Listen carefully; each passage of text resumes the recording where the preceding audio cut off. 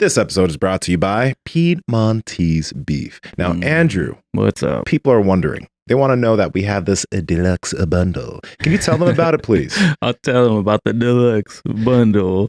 So again, I always recommend people check out our Power Project Deluxe bundle on Piedmontese.com because sometimes, there's a lot of different cuts on Piedmontese.com and you just maybe you're not sure where you want to start. So what we did is we selected our favorites, and that gives you a whole range from the fatty cuts to the lean cuts to what I call the diet steak, which is the bavette steak, which is the gigantic 100 grams of protein steak. So real quick, just run down. Starting off with my absolute favorite, the flat iron steaks. Then we're going to move on to the flank steak, and then a bunch of the ground beef patties. Let's see, we got New York strips. We have the grass-fed bavette steaks, and then, of course, because we're a bunch of savages over here, we have to throw in the tomahawk steak. That's the one with the big old handle that you can grab it and club somebody with it, or you can eat it right there. That's going to be an amazing value. You're going to get a huge discount on that. So our promo code doesn't work on this one, but what you can do is you guys can select the ones that you like the most and then create your own bundle. You can do all this right now at Piedmontese.com. That's Piedmontese.com. At checkout, enter promo code Power Project for 25% off your order. Again, that code's not going to work on the Power Project Deluxe bundle, but like I said, you can make your own bundle, get 25% off and free shipping on any orders of $99 or more. Head over there right now. How you feeling after your cocoa shot? Yeah, well, yesterday was odd. If you guys listen to yesterday's podcast, I felt real, weirdly space-headed and high. Sleeping was a little bit rough. I woke up a few times last night, but today I feel fairly normal. I woke up 6 times last night. I usually do not wake up at night, so it was a little odd, but we are back at it today. Nice. Yeah, you'll probably feel pretty good later today, I bet. Oh, yeah. I feel good right now. Yeah. Be careful with that cocoa shot, people. People always talk about that second second shot. The second feezer. Yeah, so I thought I was built different. Apparently I'm not. I would still say you're built a little bit different.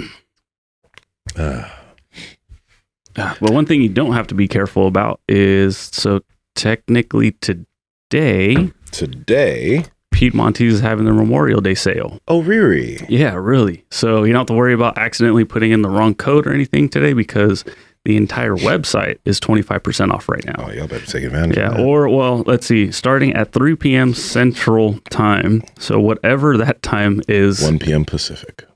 Oh, well, that makes it easy. So 1 p.m. Pacific specific time over at Piedmontese.com, Piedmontese.com. You guys can get everything 25% off.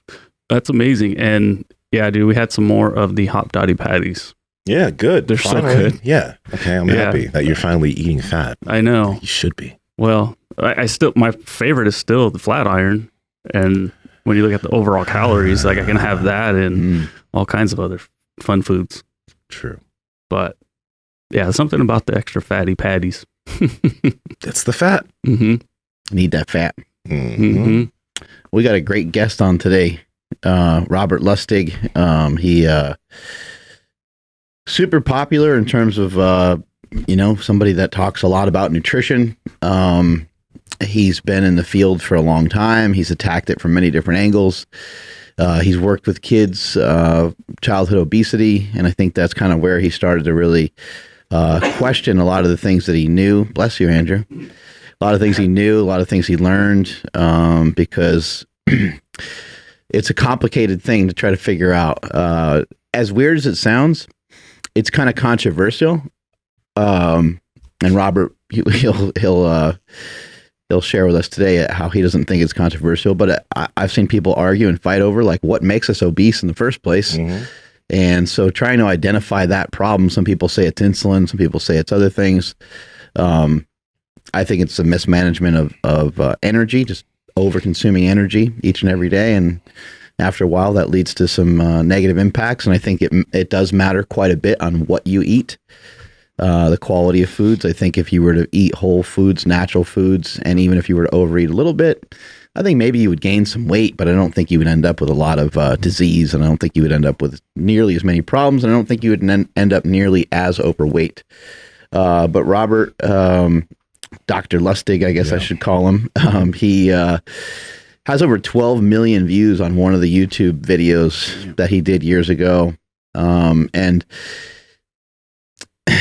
he goes back and forth between giving you real world like evidence and real world, I would just put in quotes, proof. I don't think anyone has like real proof of anything. He gives you real world information along with giving you some of the science and giving you some of the reasons how we landed on all these different things. And also, like, this is a weird thing, but people talk a lot about free will and whether we actually get an opportunity to choose things, and that kind of whole thing gets to be very confusing. But our food is kind of, in a weird way, our food is kind of fed to us, and we don't really have control over. We have control over what we purchase and how we purchase it and things like that, but we don't have that much control over what is done to our food unless we take it upon ourselves to go out of our way to get the highest quality foods, which are usually more expensive, and we go out of our way to cook the foods in a way that we think is the best for us. And that is usually where some of the problems start to happen for a lot of people, because if it's not convenient and it's not simple, it's going to be hard for people to do it every day. And so people are feeding themselves and their children these convenient, highly produced foods, highly processed foods, I should say. Yeah. And it's leading to a lot of problems because there's sugars and weird fats and all kinds of just chemically type stuff that are in these foods that don't belong in our body. They kind of override our ability to stop overeating. Insulin levels stay high throughout the day. Your hunger hormone stays jacked up throughout the day, and you continue to overeat each and every day, and you end up with some diseases after a long period of time of doing that. Mm-hmm. It's something interesting, especially since we're going to be talking about sugar so much today, because you have a lot of individuals like trainers who do talk about how, it's not sugar that's at fault. And if somebody tells you it's sugar that's at fault, fire your trainer, blah, blah, blah. And that's an understandable sentiment because, some people, you think about the calories in and calories out aspect of it, and you can understand that you can fit some of that in. But sugar is very, very easy to overeat. It's very, very easy to overconsume on a consistent basis. And I think when people are talking about sugar being the culprit, that's one of the big aspects that they're talking about.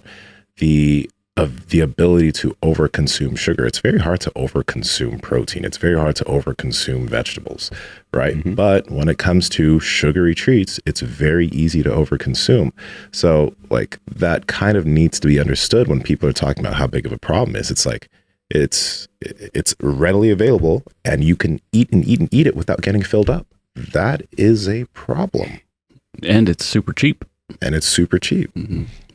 Yeah. So then if somebody were to, because researching, like a Snickers bar only has like, it's like under 200 calories or something. Or maybe, maybe now I'm misremembering. But like a protein bar would have close to 300. Mm-hmm. If somebody were to just literally be able to stop eating sugar, they'd be able to have the Snickers bar and be okay, or something else going on inside. What? So let's just say, okay, a protein bar with, we'll say sucralose, 300 calories versus a actual candy bar that has half the amount of calories. If this person were to somehow be able to shut off completely, like hunger signals, have all of a sudden crazy willpower to say no to other sugars, would there be something else going on? Like as far as like, oh, now this person's just going to gain more weight because of the sugar? Or is it because that sugar is going to lead to more sugar? If an individual's like, if they're counting their calories and they're made a Snickers bar fit, mm-hmm. right? Like I have seen that be okay. It's not that isn't going to like magically turn into fat or something. Mm-hmm. People are able to do that successfully. People are able to make things fit, but it's just most people have a problem with that. Mm-hmm. For most people, that opens up a door to have more. Okay. It leads to more easily. So since that's the issue, like it's very hard to just keep that in control.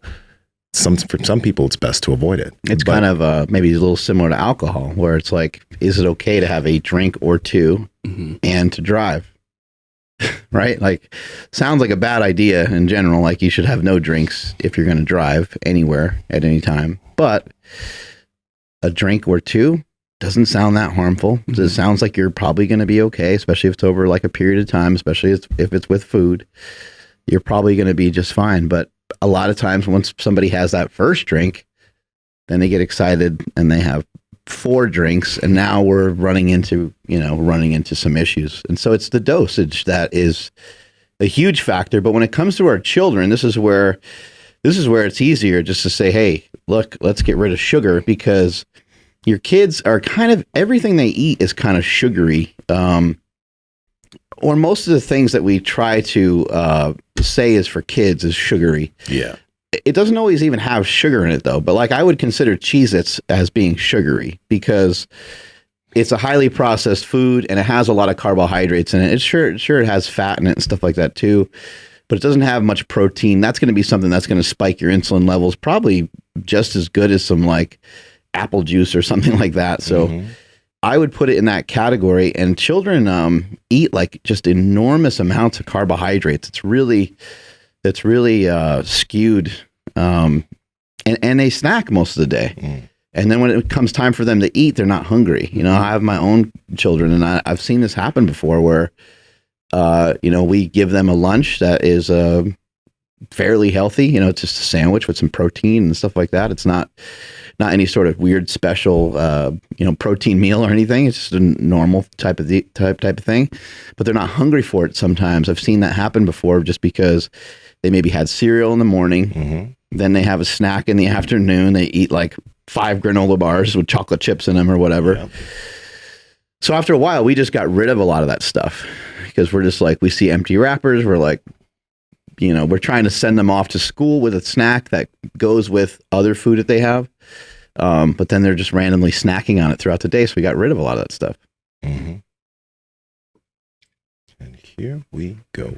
Sorry, I had to turn on my headphones. There we go. Thank you so much for coming on our show today. Just to give you a little bit of a background on us. I don't expect you to know everything about us over here. We've been talking a lot about nutrition. We've talked to some of the best people in the world about this very topic, and we kind of land on some of the same similar information quite often. So I think you'll be like-minded with some of the people we've had on previously. Right, well, we'll see. I'm Mark Bell. This is Nsima, and we got our buddy Andrew over there. All 3 of us are involved in fitness. We love to train. I have 2 children. Andrew has 2 children as well. And so I think a great place to start for today would be to kind of dive in and talk about children, because I think the kids of today are maybe our only way out of the obesity epidemic that we really suffer from here in the United States. So I guess, can you explain to us how people get to be obese? Like, how is obesity such a part of American society, and what triggers it in your understanding of it? So I'm going to tell you that this is way more complicated than anybody out there has suggested. There are a lot of pieces to this. The standard mantra is, well, you eat too much, exercise too little. And, so you're blaming the victim, gluttony and sloth, a calorie is a calorie. You eat more than you burn, it's diet and exercise. If you're fat, it's your fault. And don't blame our calories, go pick on somebody else's calories. All of that comes from a simple precept. And that precept is that a calorie is a calorie, that calories are fungible. So it doesn't matter if we get your calories from carrots or cheesecake or Coca-Cola or kumquats. They're all the same. And that's what we're told. And that's what, a lot of people still believe.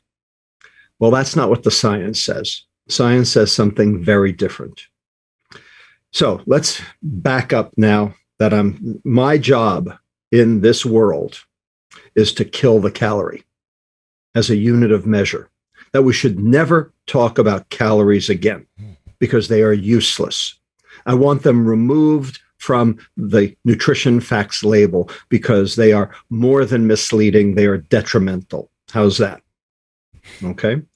So let me explain how children actually demonstrate this. 4 studies: Russia, South Africa, Israel, the United States. In the last 25 years, every single one of those 4 countries has witnessed an increase in birth size. Okay, and this is not because of late-term births. This is, increase in birth weight by 200 grams, half a pound. And if you look and do DEXA scanning, which gives you body compositional analysis, that 200 grams is all fat. So we have fat newborns. And those fat newborns become fat children, and those fat children become fat adults. And in fact, those fat newborns, you can actually see cardiovascular risk factors as early as age 5. Now, you can say what you want about personal responsibility, about, it's your fault. But, newborns don't choose what they eat. And any hypothesis that you want to proffer for what's going on with the obesity epidemic in this country has to explain that. And you can't. So something more is going on. And the reason something more is going on is because it's not about calories. So that's the first piece of information.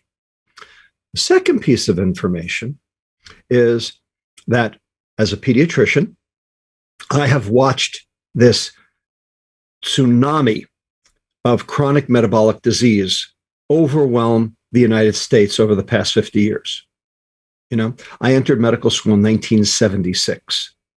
And back then, type 2 diabetes was 2.5% of the population over age 65. Now it is 9.4% of the entire population. And in fact, 5% of the population under age 50. And now we have 5-year-olds getting type 2 diabetes. So these children are the canaries in the coal mine. In fact, there are 2 diseases, that now occur in children as young as age 5 that were never seen before in adults: type 2 diabetes and fatty liver disease. Okay?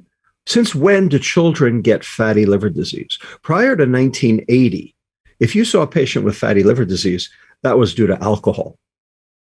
Okay, you knew they were an alcoholic. But you know what? Kids don't drink alcohol, at least most. All right? Certainly 5-year-olds don't drink alcohol. Yet, 20% of children today have non-alcoholic fatty liver disease. 20% of all children today? All children in America today have fatty liver disease. 20%. Not just the obese children. The obese children is 40%.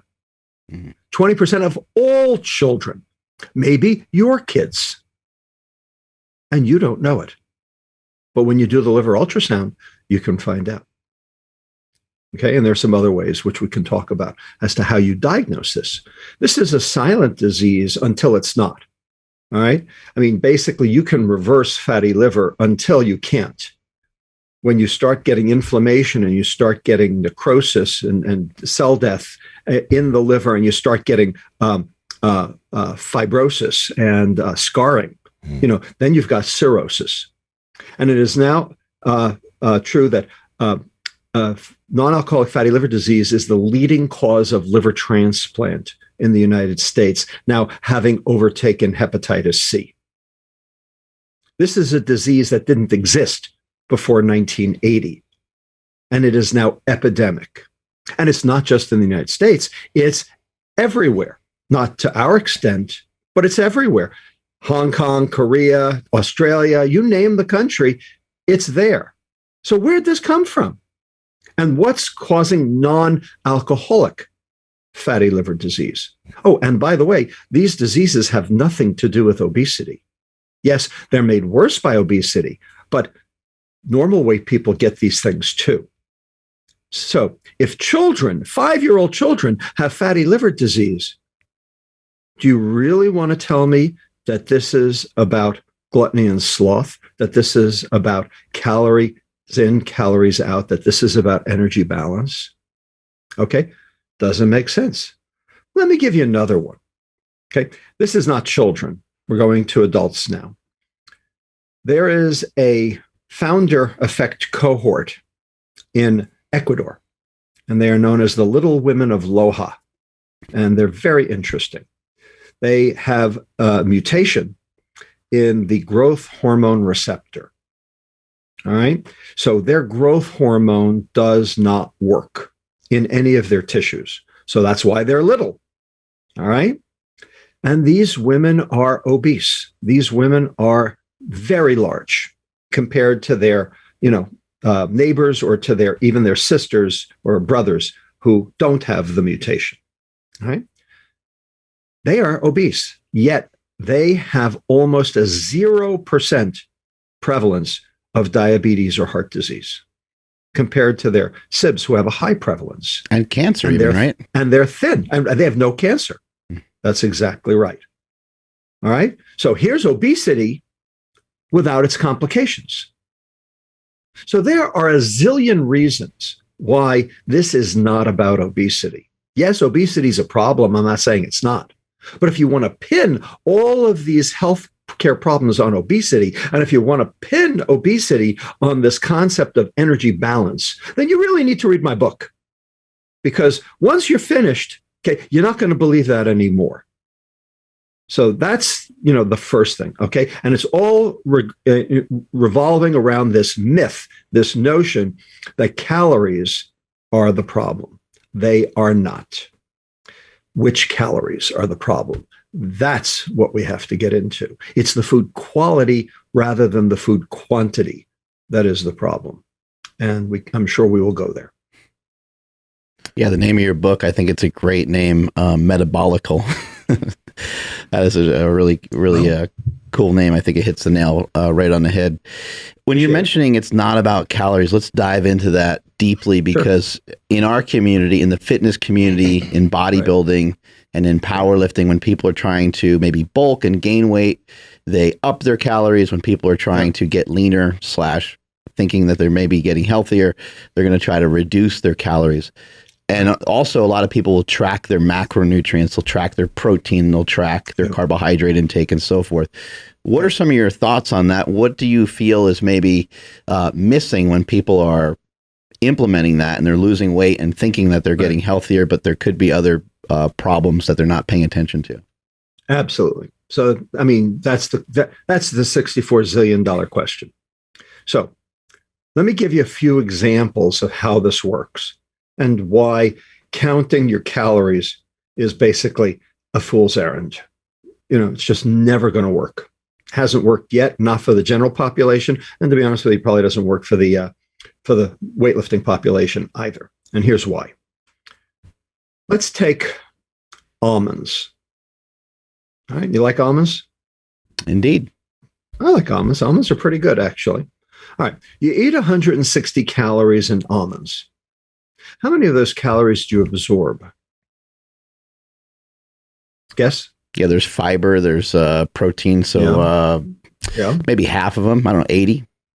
But you absorb about 130. Okay. So you ate 160, you absorb 130. Where'd those other 30 go? Great question. Did they go out your poop? Did they go out your kidneys? I mean, they went somewhere. Where'd they go? This isn't sleight of hand. They went somewhere, but where'd they go? Into digestion, maybe? I don't know. Not quite. They went to the intestinal microbiome. Mm-hmm. So each of us is 10 trillion cells, but our bacteria are 100 trillion cells. Okay. Our bacteria in our intestine outnumber us 10 to 1. Okay. And you need those bacteria. They actually help keep you alive. Okay? People who don't have bacteria in their intestine actually kind of sick. All right. Now, those bacteria have to eat something. Now, the question is, what do they eat? Well, they eat what you eat. The question is, how much did you get versus how much did they get?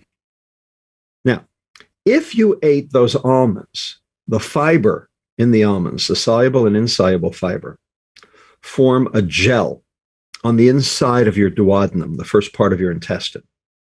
Okay. And you can actually see it on electron microscopy, this whitish gel that covers the inside of the duodenum, and it makes a secondary barrier so that simple carbohydrates, monosaccharides, disaccharides, simple starches don't get absorbed as early on in the intestine. And what that does is that means your liver is not going to have to experience the tsunami of all this carbohydrate coming at it all at once. And it will reduce your glucose excursion, and everyone's right now interested in keeping your glucose excursion down because that keeps your insulin excursion down. And that's true. All right. And that's all good. And what it also means is that those calories that would have gotten absorbed, but for the fiber, are going to get transported further down the intestine to the next part called the jejunum. And what's in the jejunum that's not in the duodenum? The bacteria. That's where the bacteria live. The bacteria don't live in the duodenum. The pH is too low. It hasn't changed yet from the stomach acid. Okay. So after the pancreas injects its pancreatic juice through the sphincter of Oddi in the duodenum and starts mixing with all of the intestinal contents, then the pH comes up to 7.4, and that's where the bacteria are. Point is, now the bacteria are getting the calories that were in those almonds delivered further down the intestine. And so they chew it up for their own purposes. So even though it passed your lips, even though it registered as a calorie consumed, it wasn't a calorie absorbed. And if it wasn't absorbed, who cares about the math? So this whole concept of counting calories is irrelevant because it's not what you eat, it's what you absorb.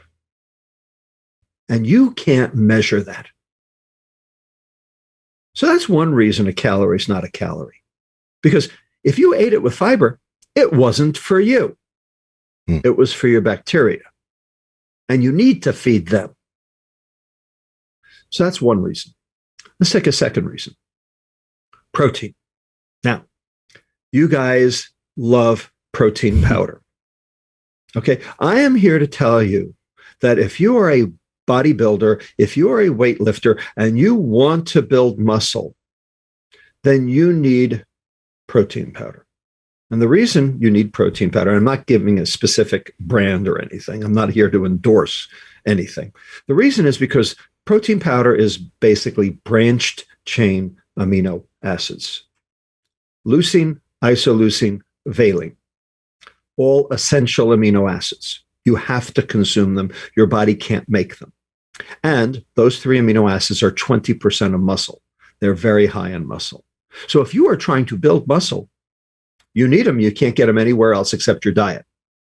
And so if you're building, then you need a source of those branched chain amino acids. By the way, do you know what has the highest concentration of branched chain amino acids? Whey protein. Corn. Oh, there we go. Really? Oh, shit. Corn. Corn. Carbohydrate. And there was just a paper that came out from South Korea that basically said it's carbohydrate that drives branched chain amino acid consumption. Okay, of all the different things you could be eating. And that also generates an insulin response. And leucine, by the way, is a very specific insulin stimulator. So if you're trying to put weight on, all right, branched chain amino acids are perfect because, number one, they give you the components of muscle and they generate an insulin response. Okay? But what if you're not a bodybuilder? What if you're a mere mortal like me? And what if you consume excess branched chain amino acids, not because you're consuming protein powder, but because you're consuming a corn-fed steak? And let's say you don't need those branched chain amino acids for muscle building because, like I said, you're a mere mortal. Where do the excess go? Is there a place for in the body to store them? So what happens to them? They go to the liver. The liver has to take the amino group off. So now instead of a branched chain amino acid, now they're a branched chain organic acid.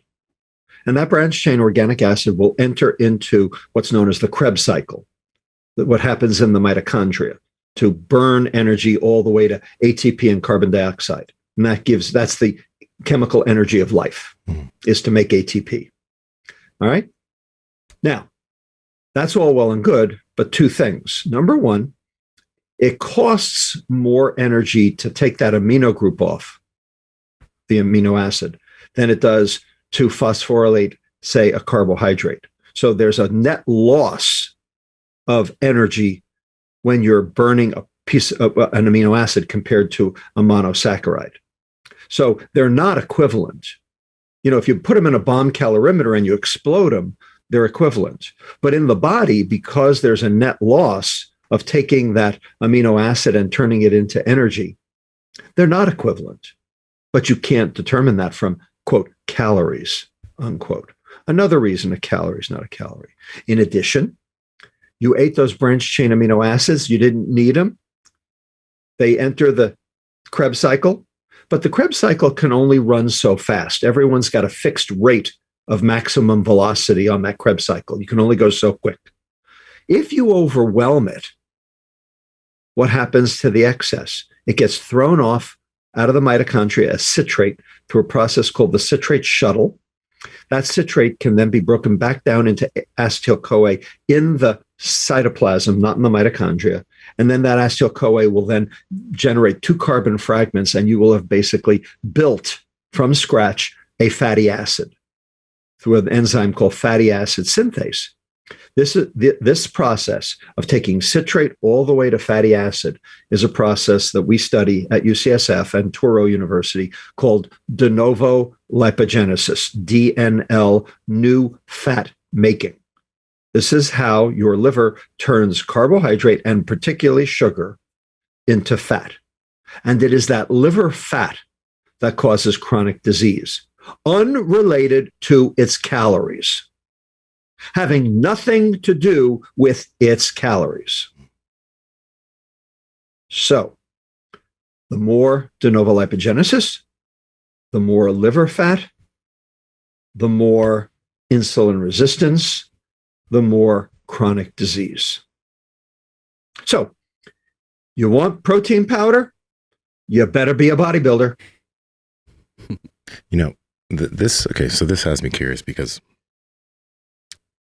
individuals that are like, I guess, in the fitness industry, individuals that are trainers, because you hear a lot of trainers talk about this, or people that compete and they've been able to successfully change their body composition to the left and to the right, gaining and losing. They've done it for people using calories, right?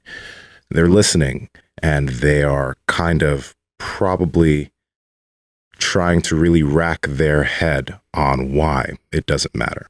And I mean, we can understand that it's not exact. When you put all these calories that you're tracking into one of your trackers, you have an idea of what it may be, even though that is probably wrong to an extent. But they would say, well, it's a consistent measurement. That's wrong. And I'm tracking my change. It's wrong. It's wrong. It's wrong. But then they're tracking their change off of that wrong measurement, and then they make more changes to that measurement, right? So it ends up still leading them in the direction. So well, sure. I mean, I'm not going to argue that. I mean, the fact is, if you eat less, you will lose weight. I'm not arguing that. The question is why. Exactly. Is it because of calories? No, it's because of insulin. It's because of insulin. It's because of insulin. Now, calories in general correlate with insulin response. Mm-hmm. But there are specific foods where it doesn't. That's not true. In general, it's true.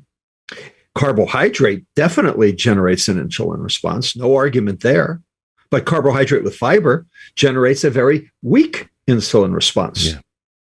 Okay. In fact, I have a slide that I show, which shows the glucose excursion in your blood in response to a low carb diet versus a high fiber diet. And they're almost identical. Almost identical. High fiber diet, high carb, high fiber, low carb. same glucose excursion, therefore same insulin response. So here are all these people yelling, low carb, low carb, low carb, keto, keto, keto. All right. The fact of the matter is, I understand why, and I'm not against keto. I'm actually for it. But I can be for vegan too, because vegan, if you do it right, that is, has lots of fiber. Okay. So the Ornish diet's pretty much vegan. All right. And it's pretty much, a bunch of twigs and sticks. All right. And if you like twigs and sticks, that works very well.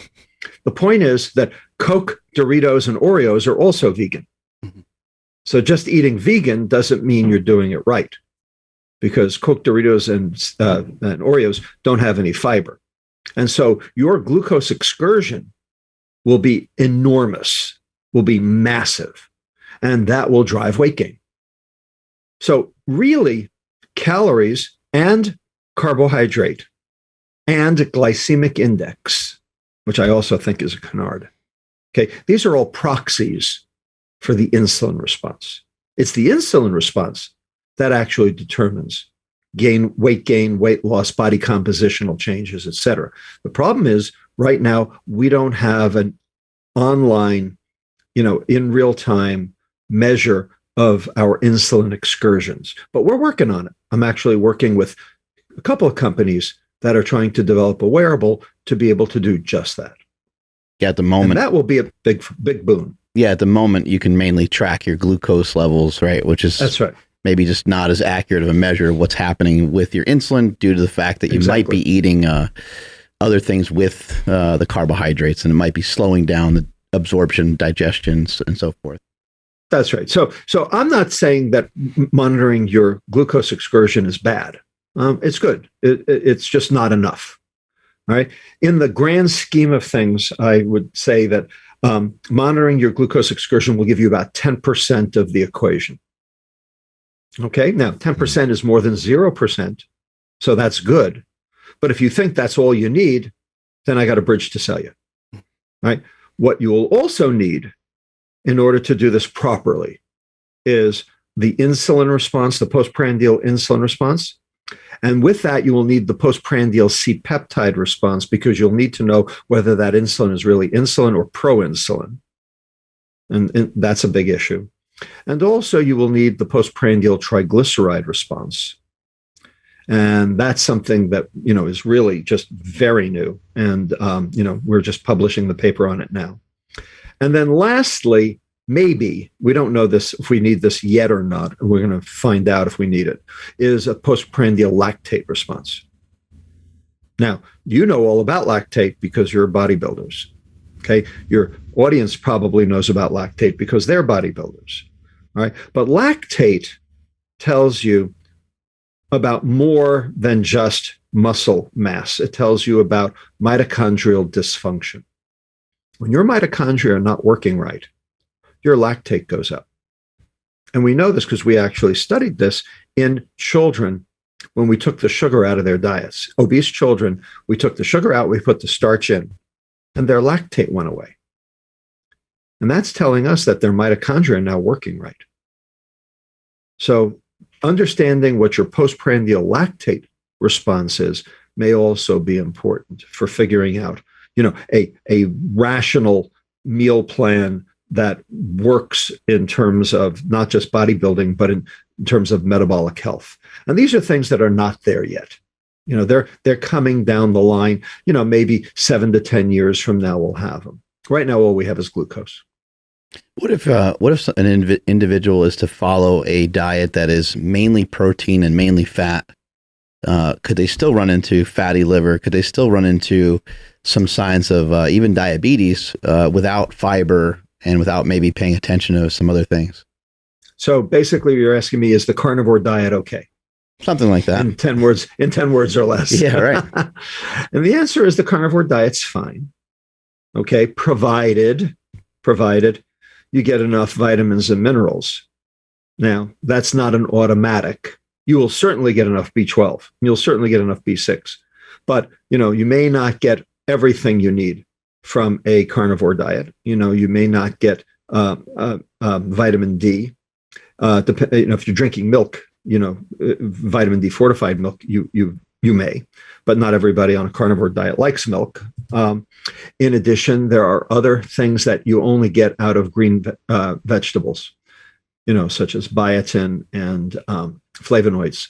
So, what I would say is if you want to be on a carnivore diet, add some green vegetables. I understand why you don't want other vegetables, starchy vegetables. That makes perfect sense. And you don't want to generate an insulin response, but green vegetables will do it nicely. There was actually a paper in the British Medical Journal about 2018 that showed that you can add green vegetables to a ketogenic diet and not come out of nutritional ketosis and actually supplement all the things that the ketogenic diet's missing. Do you think you'd be in line with fatty liver disease if you overate on those particular diets, keto diet, carnivore diet? You would not. You would not. And the reason is because the saturated fat and the other fats that you would be taking in, they would be processed in the liver as LDL, low density lipoproteins. That's what happens to dietary fat, is it gets converted into LDL. LDL is not the cause of fatty liver. LDL sometimes, occasionally, can be the cause of heart disease, but it is not the cause of fatty liver. The cause of fatty liver is the VLDL, the very low density lipoproteins, also known as triglyceride. And that triglyceride in your liver is not from dietary saturated fat. That triglyceride in your liver is from de novo lipogenesis. That's from sugar. So, no, being on a carnivore diet is actually, or being on a ketogenic diet is actually a way of alleviating the fat burden in the liver, rather than the opposite. And that's another myth that has to be debunked, by the science, because the people, the populace just doesn't understand that. They think fat makes you fat, and that is just not the case. So I have a question. Now, in practice, let's think more general population then, because a lot of people are thinking then the subsect of people that are working out and doing all this, but within the general population, how is it that you have people make change? Because do you look at it more through a hierarchy of food habits? Let's look at what you're eating. Let's remove processed foods. Let's remove sugar. Let's remove this, that, and the other. Now, some people from the sect of counting would be like, okay, yeah, you remove all that. It's very hard to overeat whole foods or eat a massive caloric surplus of whole foods. That's it's still possible. So I'm guessing that with that being done, which is a much better way to eat anyway, you also pay attention to the amount of food that these individuals are eating, and they'll naturally end up eating in a way that will allow them to not just reverse their fatty liver, etc., but lose excess body fat. That's what I'm assuming is happening here, correct? Yes. So let me tell you what the missing link is. Okay. All right. Because you're absolutely right, but the question is through what mechanism? Mm-hmm. Okay. And that's the missing link. And to be honest with you, that was how I got into the obesity business in the first place, was, investigating that missing link. So there is a hormone that comes from your fat cells that goes to your brain and tells your brain, you know what? I got enough energy on board here. I don't need to overeat. I'm good. And I can burn energy at a normal rate because my, stores are topped off. And this hormone is called leptin. Okay. And you've probably heard of leptin. It was discovered in 1994. Right. And I was at St. Jude Children's Research Hospital, the pediatric cancer hospital, in 1995. And when I got there, I was presented with a cadre of about 20 to 25 children who were normal weight at birth, normal weight until their brain tumor was diagnosed. And their brain tumor was in the hypothalamus, the energy regulation center of the brain, the hormonal regulation center of the brain, kind of right at the base of the brain, just above the pituitary. And they had either surgery or they had radiation. Some of them had chemotherapy. And they had survived their brain tumor, which is great, except that now they were massively obese. They were perfectly normal weight before the tumor. And now they weigh 350 to 400 pounds. And not only that, but these kids would just sit. They would do nothing. Nothing interested them. No activity. They were lumps on a log. They sat on the couch, ate Doritos, and slept. And the parents of these 20 to 25 kids would come to me and say, Dr. Lustig, this is double jeopardy. My child survived the tumor only to succumb to the therapy. And it was up to me to try to figure out what to do for them. Well, leptin had just been discovered. And so I postulated way back 26 years ago now that these kids, clearly their leptin used to work, but now it doesn't. And it must be because of the brain damage. And because their leptin doesn't work, their brain thinks they're starving. Because if you can't see your leptin, that tells your brain you have no energy stores down below to be able to conduct normal energy expenditure. All right. And so that would shut your sympathetic nervous system down. That's why you lay on the log. And it also would activate your vagus nerve. And that's why you would eat everything, that's not nailed down. All right. Now, how could I fix that? Well, I can't fix the leptin problem because I can't fix a brain. Not even a neurosurgeon can do that. So the question is, what can I do instead?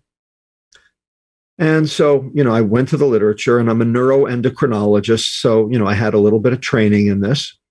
And what I realized was that the hypothalamus sent a message via the vagus nerve to the pancreas to release insulin. So the leptin tells the hypothalamus, calm down on the vagus nerve so that you don't eat everything in sight.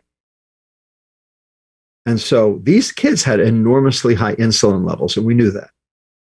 So I said, what if we give them a medicine that blocks insulin release so that their pancreas is not putting out all this excess insulin? And so we designed a research study to answer this question. And signed up 8 kids, pilot study, everyone got drug. And I told all parents, call me after 2 weeks to tell me how things are going, and I'll see you in a month. Patient number 1, mother calls me after 1 week, frantic. Dr. Lustig, something's happening. And I'm going, oh God. Adverse event. Study shut down, go to jail. I'm just waiting for the shoe to drop. And I go, well, what happened? What happened? And the mother would said, well, normally we would go to Taco Bell and she would eat 5 tacos and an enchilada and she'd still be hungry. Well, we just went to Taco Bell and she ate 2 tacos and she was full and she just vacuumed the house. She just vacuumed the house. Okay. All of a sudden, and the kid hadn't had a chance to lose weight yet. It had only been a week. Okay. She feels better. She's not eating as much. She has energy to be able to do something else, something with, physical activity. Turned out this was not a fluke. 1 kid became a competitive swimmer. 2 kids started lifting weights at home. Could have gotten some training from you guys. 1 kid became the manager of his high school basketball team, running around collecting all the basketballs. These were kids who sat on the couch, ate Doritos, and slept, and now they're active. Because we dropped their insulin. Their leptin still wasn't working, but we dropped their insulin. And so what happened was, because the insulin's job is to take energy and put it into fat cells for storage, by blocking that with the drug, now they had the energy to burn, and they were burning. And they felt better. One kid said, "This is the first time my head hasn't been in the clouds since the tumor." This was really a big boom. This was amazing. So in the next study, we did a double-blind placebo-controlled trial, and we built in a quality of life questionnaire to assess this. And sure enough, if we got the insulin down, these patients both lost weight and felt better and started being more physically active. And what this proved to me, and this is proof, this is not conjecture anymore, this is a proof study. What this study said to me was that the biochemistry drives the behavior. So you see gluttony and sloth. I see insulin. You see you eat too much, you exercise too little. I see leptin resistance. And I see that you can fix that by getting the insulin down. And so that's what we did at UCSF in my weight assessment for teen and child health clinic, or pediatric obesity clinic, for 17 years, is get the insulin down any way you can.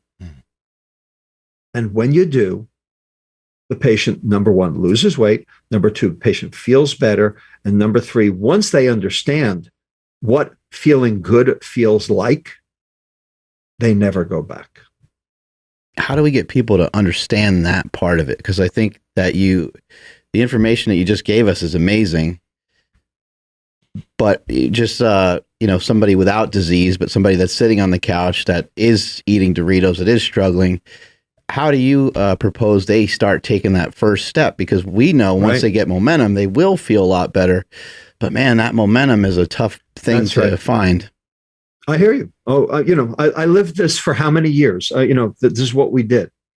So our weight assessment for teen and child health clinic at UCSF, which I've clinically retired from now, so I don't see patients anymore, but the clinic still goes on, so you can, patients can still come. We did a couple of things. First of all, we never blamed the patient, ever. You never blame the patient. If you blame the patient, it's over. And I will tell you, there's one word that if you said it in my clinic, you got thrown out. Bodily, head first. And that word was calorie. If you said the word calorie, you were gone. And because if you said the word calorie, basically you were blaming the patient. Because if it's about calories, it's about calories in, calories out. Therefore, it's about gluttony and sloth. Therefore, it's about behavior rather than biochemistry. Therefore, you're blaming the patient. Let me ask you this, back up just a second. If you're not blaming the patient, it's totally understandable to 8-year-old kid. What about the person that's responsible for this child? What about the parent? Right. So one conjecture I would have towards blaming the parent would be, I would also blame the owner of a pet that has an obese pet because they're the one that they control what they feed their pet. So what is your take on that side of it? Yeah. So Mark, I very much appreciate this. And I had to deal with this every day because I didn't have one patient. I had two. I had the patient and the parent, and I had to treat both of them in order for things to get better. So what we did in our clinic, which was, and we studied this, we actually validated this instrument to show that it works. All right. We wrote a paper about it. What we did that was the most important thing to fix the problem was what we called the teaching breakfast. So all of these kids came fasting, all right, because we were drawing their blood to determine their comorbidities, to determine their liver fat, to determine their fasting insulin, all the stuff, okay? So they all came fasting. So 4 things would happen at the clinic. Number 1, they'd see the doctor. Number 2, they get a physical exam. Number 3, they'd fill out a whole bunch of forms. Sorry. No, number 4, sorry. They would 5 things. They would get their blood drawn. And number 5, which was the important thing, they would go to the teaching breakfast. All right. And it was held in both English or Spanish at different hours. 6 kids, 6 parents sitting around a communal table. And every month, we would get a $100 gift certificate from Trader Joe's to buy the food. And we would basically feed them. And the food that was on that table, was narrated by the dietitian. And she would explain to each of the kids and each of the parents why those foods were the ones on the table for breakfast and not the foods that they were eating at home that were on the table for breakfast. All right. And what the difference was. All right. And basically we said, this is to keep your insulin down. And this is why. Okay. And in addition, we had shown them that their kid already had high insulin because we looked at the back of their neck. Okay. You ever go to church? You ever look at the back of people's necks? You ever see the ridging, the hyperpigmentation? Kind of looks like elephant skin on the back of the neck. And it's under the arms too, and sometimes in the groin. That's got a name. That's called acanthosis nigricans. Okay. That's not dirt. Parents think it's dirt. So we have to explain to them that's not dirt. Right? We explained that that's insulin working on the skin. So even though we haven't drawn your kid's blood yet, we already know your kid's insulin's high. And as long as your kid's insulin's high, you're not going to be able to solve this. And here's why. Because insulin high, kid eats, straight to fat. Next day, kid eats, insulin high, straight to fat. Every day, bigger, bigger, bigger, bigger, bigger, because the insulin's high. Not because of specifically what was eaten that day, but because the insulin's high all the time. Yeah. Until finally the kid becomes so rotund, so enormous, that finally the pancreas, which makes the insulin, can't even make enough for as big as the kid will have gotten. The kid will have basically outgrown their insulin supply. And when that happens, now the sugar stays in the blood, starts to rise, and now you got type 2 diabetes. Okay, so we had to explain that this is an insulin problem. And I know your kid has a high insulin because I can see it, and so can you, because they'd never seen this before. We actually pull it up on the computer and show them, look, this isn't ring around the collar, this isn't dirt. Here are people who have this, and this is why. All right. So we basically had to personalize this for them so that they understood that. And we then, used the teaching breakfast to say, we got to get your kids' insulins down, and here's how you're going to do it. And you're going to do it by doing things differently than you did before, because it's what you did before that got you into this problem. Einstein's theory of insanity, doing the same thing over and over again, expecting a different result. You got to do something different. All right. So 4 things had to come out of that teaching breakfast. Number 1, the parent had to see the kid would eat the food. 2, the parent had to see the parent would eat the food, because they're not going to buy it if they won't eat it. Number 3, the parent had to see other kids would eat the food, because they got other kids at home. And number 4, we showed them the bill. They had to see they could afford the food.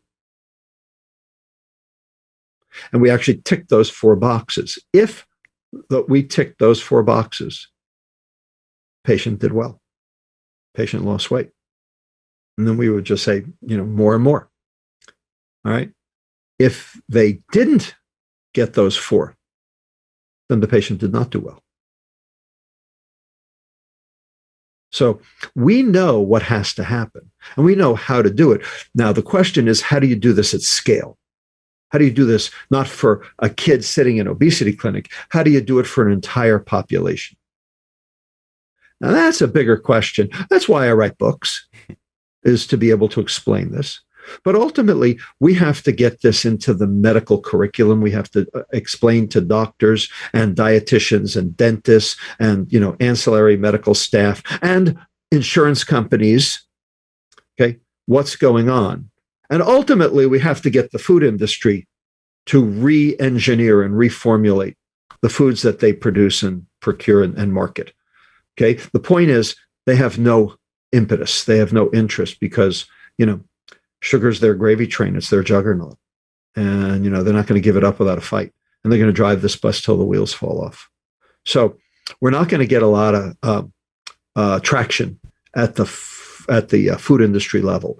So right now, what we have is education of the public, and we're trying. That's why I'm here with you right now. So yeah, education alone, I don't think will cut it. I do think that maybe one way to do it is to just make it not cool anymore. Like if it's not, if it's not Sure. if it's not in vogue anymore. I know we don't want people fat shaming people and stuff like that, but just imagine if Taco Bell was viewed as a cigarette, and you saw someone eating Taco Bell, and you were like, "Can't believe people are still doing that." Well, so in fact, that's exactly right. And the thing is that the addiction paradigm, is absolutely active here. People don't understand that sugar is addictive. Okay. And you asked me before, but the parent is in charge. The parent's responsible for the kid being fat, right? Even if the kid's not responsible, then the parent's responsible because they can control what they're eating. The problem is that likely the parent is sugar addicted themselves. And, if they were cocaine addicted, it would be the same thing. If they were heroin addicted, it'd be the same thing. The difference is that sugar is socially acceptable. How many people do you know who come up to you and go, "Oh God, I have a horrible sweet tooth"? Mm-hmm. That's sugar addiction. Now, do they ever come up to you and say, "Oh, I have a horrible cocaine addiction"? That's not socially acceptable. But, it is socially acceptable to say I have a horrible sweet tooth because they're looking for enablers. They're looking for somebody to sit down to share that apple pie with. Okay. And that's still acceptable. So 30 years ago, you would walk down the street and you would see a guy smoking and you'd think that was cool. It was fashionable. Today, it's a filthy habit and you feel sorry for the guy. Mm-hmm. All right. So my goal is for you to be walking down the street 10 years from now, see somebody drinking a Coca-Cola and feel sorry for them. Can that happen? Well, it happened for tobacco, happened for alcohol. These cultural tectonic shifts, and there have been 4, count them, 4 in the last 30 years in the United States. And here they are. Ready? Bicycle helmets and seatbelts, smoking in public places, drunk driving, condoms in bathrooms. Okay. 30 years ago, if a legislator had stood up in a state house and promoted any sort of legislation about any one of those 4, they'd have gotten laughed right out of town. Nanny state, liberty interest, get out of my kitchen, get out of my bathroom, get out of my car. Today, they're all facts of life. Nobody's arguing about any of those. Everyone has accepted them, right? And who has kids? Okay. If you pull out of your driveway and you haven't buckled your seatbelt, your kids will scream at you. Right? Yeah.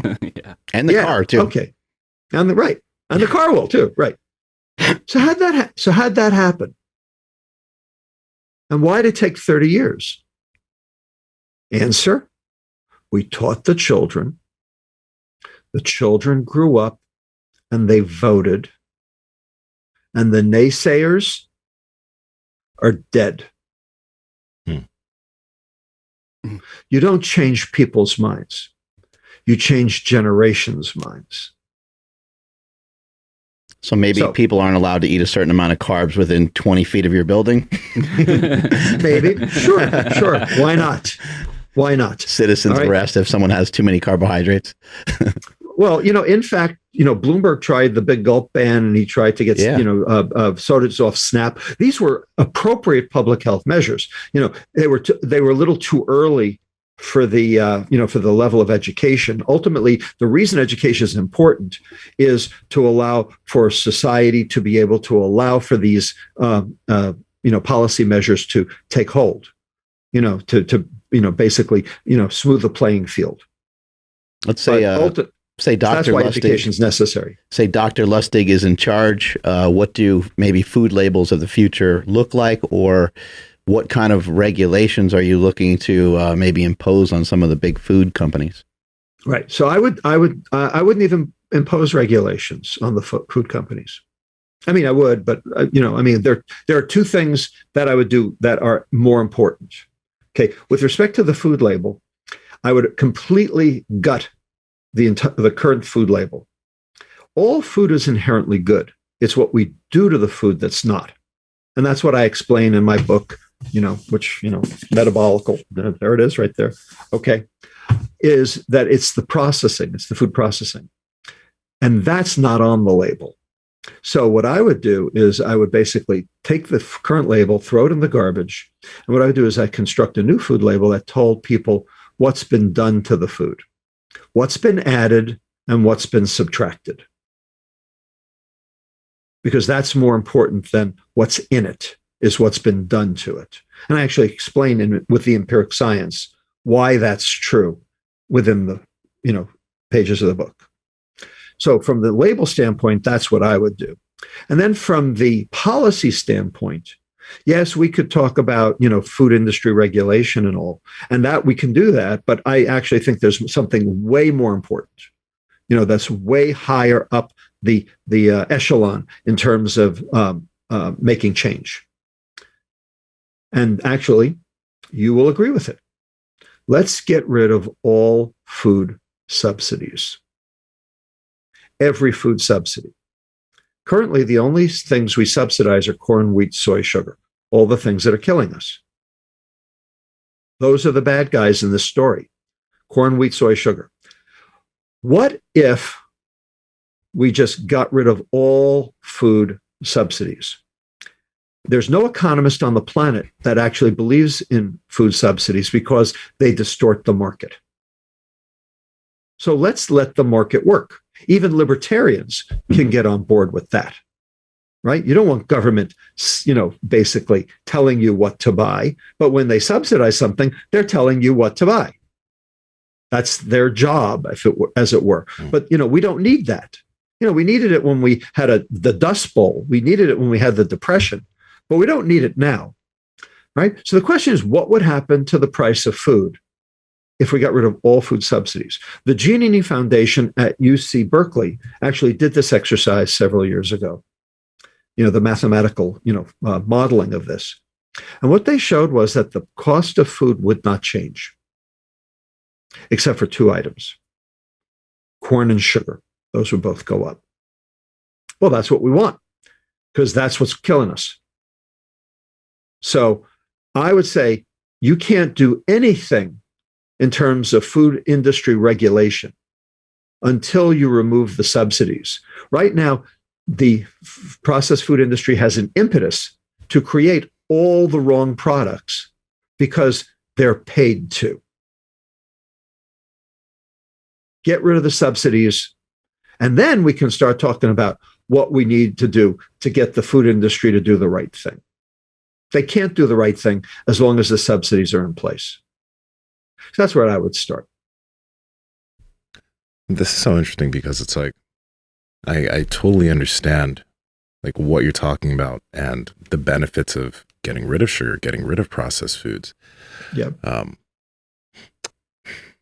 guess just the rough part is that is such a big battle in and of itself, because a large part of dieting culture is, can help you lose weight and you can have your snacks, right? Well, it's right. Like, so that, I hear you. It's like trying to get people out of that mindset of even wanting to keep those things involved because they're so good and so palatable.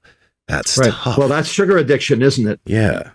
It is. So, it all comes around again. And I hear you. And that's basically what we have to work on and what we have to change.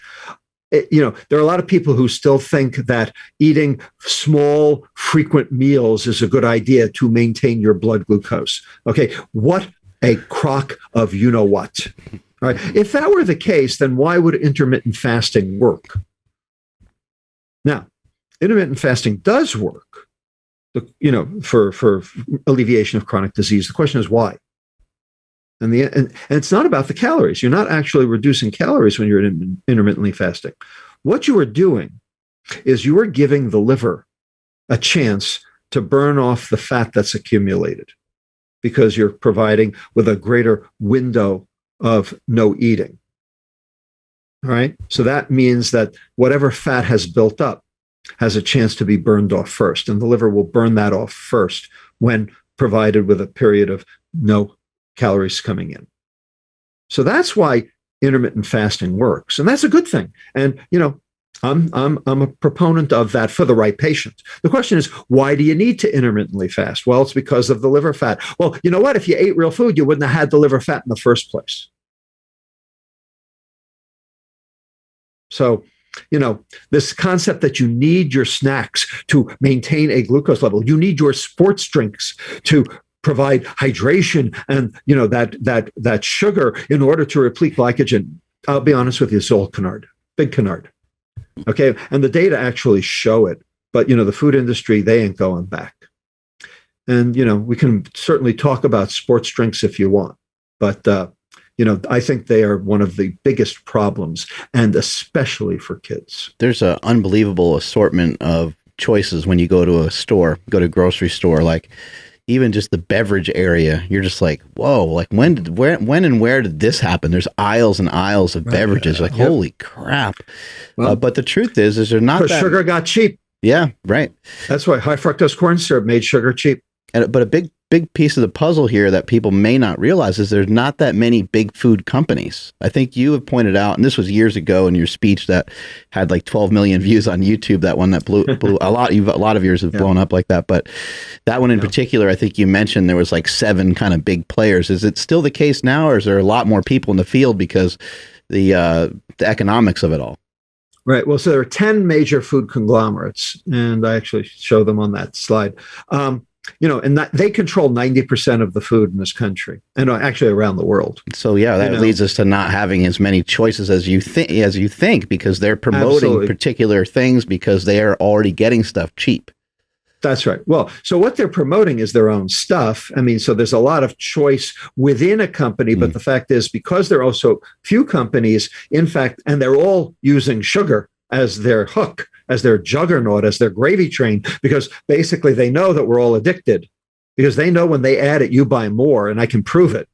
The fact is that they have no reason to change. Now, there are some startups, there are some early entries into the processed food field that might have some shall we say, traction in terms of improved health because they're scientifically designed to do so.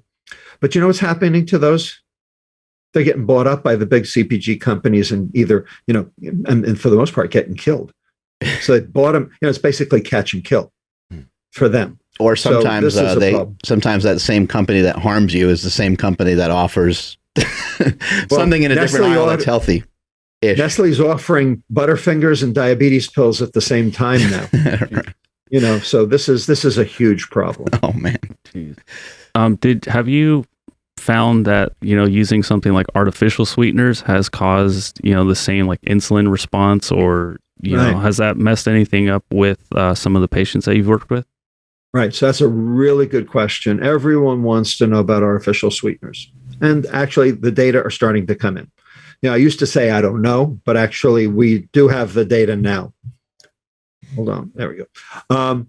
We do have the data now. There was a paper that came out in the European Journal of Clinical Nutrition in 2019 that stated essentially, this is a paraphrase, but this is what it came down to. The toxicity of one Coca-Cola equals the toxicity of 2 Diet Coca-Colas. So better, but not good. Better, but not good. All right. So the question is, if it's no fructose, there's no sugar, and there's no calories, why is it not good at all? So let me give you an experiment that was done in 2012 in the American Journal of Clinical Nutrition. The first author is Maersk. Really good article. Here's what happened. They took 100 normal adults in Copenhagen, divided them up into 4 groups of 25 adults each. First group, normal diet plus a liter of sugared soda per day for 6 months. Next group, normal diet plus a liter of diet soda per day for 6 months. Third group, normal diet plus a liter of whole milk per day for 6 months. Fourth group, normal diet plus a liter of water per day for 6 months. Got it? So what happened? The liter of soda per day group gained 10 kilos. No surprise. The water group lost 2 kilos. No surprise. All good so far. It's the two groups in the middle that are the interesting ones. The liter of diet soda per day. What happened to them? They gained 1.5 kilos. Now, they didn't gain 10 kilos. They only gained 1.5. The question is, why'd they gain any? How come they gained any? If the diet soda was 0 calories, 0 fructose, 0 sugar, why'd they gain any? Answer, because when you put something sweet on the tongue, message goes tongue to brain, sugar's coming, brain to pancreas through that vagus nerve that we talked about with the hypothalamic obesity kids. So sugar's coming, get ready to release the insulin. And guess what? It releases the insulin anyway. Not as much, but it still releases the insulin, and that insulin's still straight to fat. So not as bad as the sugar, but still a problem. The liter of milk per day group. Now, the liter of milk has many calories as the liter of soda, but there was 0 change, no change in weight at all. How come? Because the liter of milk, the fats in the milk and the proteins in the milk were satiating. They bound to receptors on the inside of the intestine, sent messages to the brain, don't need any more. And so they cut down on their normal food intake. So they ended up in energy balance because their leptin worked. So the bottom line is, it's not about the calories. Because if it were about the calories, the diet soda group would have done what the water group did. And they didn't. Another reason a calorie is not a calorie. And another reason why it's the insulin stupid. And you can't figure the insulin out from a calorie sheet. So, period. Just real quick. So in that study, so the group that drank the milk, they ate less food because they were satiated. Right. So was there something similar with the group that drank the diet soda that just consumed more food? And is it okay to blame the diet soda instead of saying it just tastes really good and therefore they ate more food? Well, we don't know the answer to that, but the assumption is that the insulin that the diet soda drove, which it did, because of the sweet taste, was the thing that caused energy deposition, and therefore the patient had to eat more in order to make that back. Got it. So bottom line, it's the insulin that matters. And the problem is that calories and insulin are so loosely correlated as to not be useful. And that's what, and because, it's not the calorie you consume, it's the calorie you absorb. And it's the insulin response, not the calories, that make the difference in terms of the weight. So bottom line, throw out the calorie sheets. Okay. And to be honest with you, dietitians are still promoting this because that's what they learn in dietary school. And I know because I got a cousin who's one. All right. Bottom line, dietitians can be part of the problem or they can be part of the solution. And they can choose. If they're doing math, they're part of the problem. If they're doing science, they can be part of the solution. They can choose. Okay. But my job is to kill the calorie. And so I may be killing a few dietitians in the process. And good riddance. One thing that, so like I personally, I do track my calories, and in the space where people do track, the kind of end all be all argument is the law of thermodynamics. I know you've spoken about that in the past, but can we talk about that today? Sure. So the first law of thermodynamics says that energy can neither be created nor destroyed, just shifted around. The total energy within a closed system remains constant. Agreed. The first law is a law, and I don't argue that. But the first law has two interpretations. The law is the law. It's the interpretation of the law that matters here. So here's the first law as you would interpret it, Andrew. Mm-hmm. If you eat it, you better burn it or you're going to store it. in which case the energy storage is a function of the food intake and the calorie intake, calorie expenditure. In other words, the behaviors, the intake and the expenditure, those are the behaviors. The behaviors come first, and the biochemistry, which is the energy storage, comes second. So far, so good? That's what you would say. Mm-hmm. There's another way to state the first law, and here it is. If you're going to store it, that is, an obligate weight gain set up by a high insulin that is out of your control, and you expect to burn it, that is, normal energy expenditure for normal quality of life, because energy expenditure and quality of life are the same thing, like the kids with the hypothalamic obesity I showed you, then you're going to have to eat it. And now, the two behaviors that you associate with obesity, gluttony and sloth, are actually secondary to a biochemical mechanism called insulin. So the first law of thermodynamics is a law. The interpretation is the issue. And I'm going to tell you, Andrew, you got it wrong. Okay? Switch it, turn it around, and then you'll have it right. Thank you.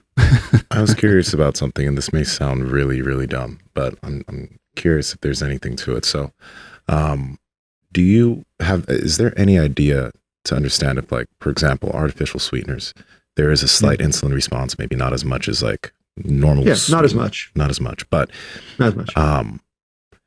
With that being said, it's like a sweet taste. So if the person over time ingested less actual sugar and more artificial sweeteners, right? Like from diet soda or whatever, does that response become less and less over time as far as the insulin response?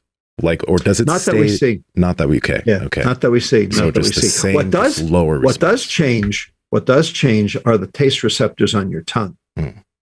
This is work that Monica Deuce, who's actually a fly neuroscientist at the University of Michigan, has shown, is what happens to the taste receptors and then how that ultimately predicts the insulin response.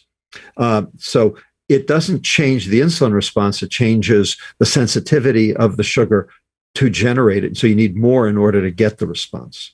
So basically that's the phenomenon of tolerance. And so the phenomenon of tolerance occurs at two places. It occurs on your tongue, and it also occurs in the reward center of your brain. So you need more to get the same effect, more and more for less and less, the phenomenon of tolerance. And then when you add on top of that stress, now you have addiction. Tolerance plus stress equals addiction. I think it's also fair to say it's important for people to pay attention to their behaviors, pay attention to your behavior after you eat a cookie, pay attention to your behavior after you have a diet soda, because I think for some people, it may trigger a response to them wanting to eat a lot more, or for them to want to have this daily. And as you mentioned, maybe having 5 or 6 diet sodas a day. I think most of us can kind of recognize like, hey, you want to have one here and there. You don't have any current health risks. Looks like you're pretty healthy. Go for it, because it is. I think it's just as important to do some of the things that are enjoyable in life. You don't want everything to be so monotone and so all the time. So look, enjoyment here and there. Look. Number one, I'm for dessert. For dessert, I am not for dessert for breakfast, lunch, snacks, and dinner. Okay, if you want to have a really good, fantastic dessert, hey, invite me over. Okay, that's great. Okay, the question is, why is breakfast dessert? Why is lunch dessert? Okay, kids, okay, National School Breakfast Program. Okay, 29% of all children in America are on the National School Breakfast Program. 45% are on the National School Lunch Program. All right, what's in the National School Breakfast Program? What's a standard breakfast? A bowl of Fruit Loops and a glass of orange juice. Oh, man. That is 41 grams of sugar. Okay? That is 10 teaspoons of added sugar. The American Heart Association says that for children over age 5, it should be 3 to 4 teaspoons for the day. There's 10, and it's just breakfast. So Would you call that breakfast or would you call that dessert? Dessert. All right. So how do you explain to a parent that it says healthy on the Fruit Loops and really it's poison? How do you explain that? Well, that's my job. And that's what I do in this book. Right. What I was going to ask is how do we being a parent and seeing what other parents do with their children and stuff like that. It's easy for me to observe, and it's easy for me as a parent to have noticed that if I was to take my child to an orthodontist and they said, "Hey, you know what? It looks like your son, needs braces." I'd talk it over with my wife, talk it over with my son, right, and he would probably wear braces. If I went to the doctor and I said, my son's very fatigued, he's not feeling well, and they came back and they said, "Hey, look, he's like 40 pounds overweight and he's pre-diabetic or he's diabetic." Why in this country is that such a harder thing to deal with? Is it because to throw braces on somebody it just costs something? It's it's a fee. You put the braces on, the doctor tightens it up here and there, and I don't have to do anything as a parent. Is it right. because we've gotten to be super lazy, we don't want to attack it, or is it too sensitive, or what's your vantage point on that? So first of all, everyone wants the pill. No one wants to do anything, and prevention is irrelevant. It's basically fix it after it's broken. That's the American way. That's the insurance company way. And you know what? The insurance companies were very happy to do that because that's the casino model. Pay to play, set the rates. And that's how they made money. They were happy when you got sick because that gave them an excuse to raise your rates. And they could also still say no, which they did, frequently. Well, the fact is Obamacare, and I don't care if you like Obamacare or not, it's irrelevant to me. Obamacare did one thing. It capped insurance company profits at 15%. And now, because of that, the insurance company can't make money raising the rates. They actually have to give money back if they didn't spend it. So all of a sudden, that's not so profitable anymore. So for the first time in their existence, since 1929, when the first, Blue Cross appeared in Fort Worth, Texas, okay, they want you to be healthy. And they don't know how. They have no idea how. Because all these years, all they did was provide sick care. Nobody provided health care. Nobody provided prevention. Nobody provided well care. Well, the fact of the matter is it's the processed food that's killing us. And it's interesting that you brought up the braces issue as the paradigm to get into this. So I actually have a chapter in the book about this. So my question to you is, why do so many kids need braces today? Is it because there are so many orthodontists? Yeah. Right. Is that the reason? No, there are, but that's not why. The reason is because so many kids have malocclusion. So many kids have overjet or overbite, way more than before. And it's not just an American thing. China has gone berserk with malocclusion. All right. Since 1994, their rate of malocclusion has risen like 150-fold. They never had malocclusion before in the kids, and now they do. And guess what? If you have malocclusion, you also have obesity. And you also have sleep disordered breathing. So why is this? And the answer is bottle feeding and pureed processed baby food. So think of it this way.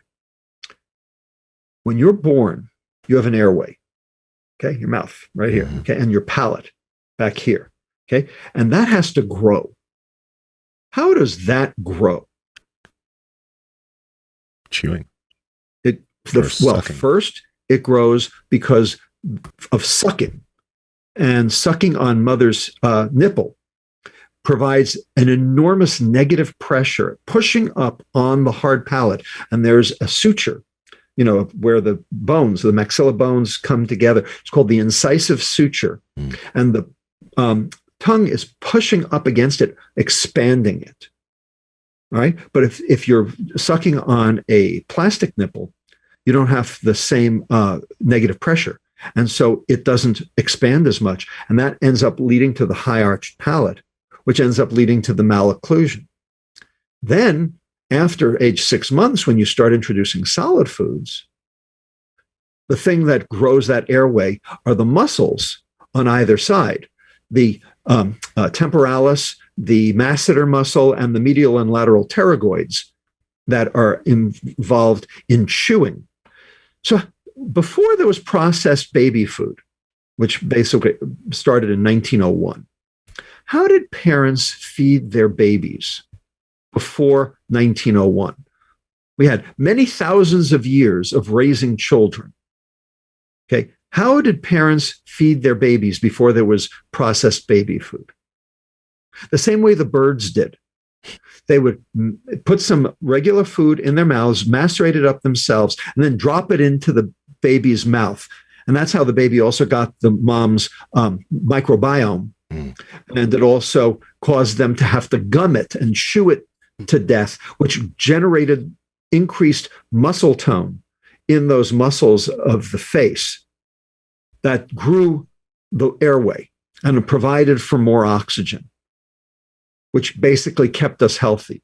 Now everyone's got malocclusion and sleep disordered breathing and obstructive sleep apnea, which then only fosters more because now the fat in the neck actually causes the airway to get even smaller while you're sleeping because you don't have the ability to hold it open, and so now you've got obstructive sleep apnea, and that puts you in right heart failure, and now you're dead.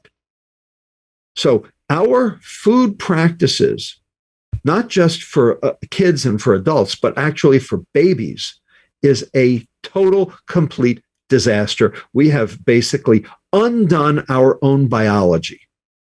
And we have no choice but to get it back because there's no pill for this. Would you say that, because you had mentioned at 6 months is when they would chew up the food and then give it to their baby. Is that like a good recommendation? My son is about to be 4 months old, and and I've been wanting, like, let's see what happens. Let's chew up a steak and throw it down there. But that's just me being a meathead. But I was curious, like, what recommendations would be for solid food for him? Well, so my question is, do you want the American Academy of Pediatrics recommendation, or do you want mine? I would very much appreciate yours. But also curious what the American Academy of Pediatrics does say about this. Well, I'm trying to fix that. Yeah, It's a long, lonely road. Mm-hmm. But the pediatric orthodontists are starting to come on board. I just wrote a chapter in a textbook with my colleague, Dr. Kevin Boyd of Lurie Children's Hospital at Northwestern University in Chicago, about this whole issue. And there's also a book out that is already out. It's called Breath by James Nestor, which talks about this issue as well, is about growing the airway and why this is important. So for me, the answer is we need to let kids chew.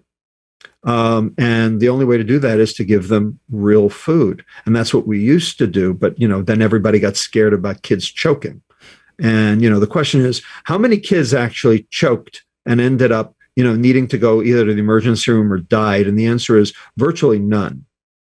But, we put the fear in people, that would happen. And, it was the processed food industry, making pureed baby food in pouches, and so it sounded like a good idea. We've actually undone something that was good. And so we need to rethink this, and the American Academy of Pediatrics needs to rethink this. And I actually give talks on this called the nutrition transition from fetus to toddler. So I'm doing my part, but it's a long, lonely road. And then your own recommendations. Well, I think that it's good. It's good to get that kid chewing, and I think meat is good. It's a good thing to chew because it will get macerated and it will go down, and hey, it tastes good and it doesn't have any sugar. How about that? How do we determine how do you determine what's a good food and a bad food? I know you said all food is kind of inherently good. It's just kind of what we do to it. But how do you determine, what's good for us? Right. So what's healthy? So in the book, I actually define healthy.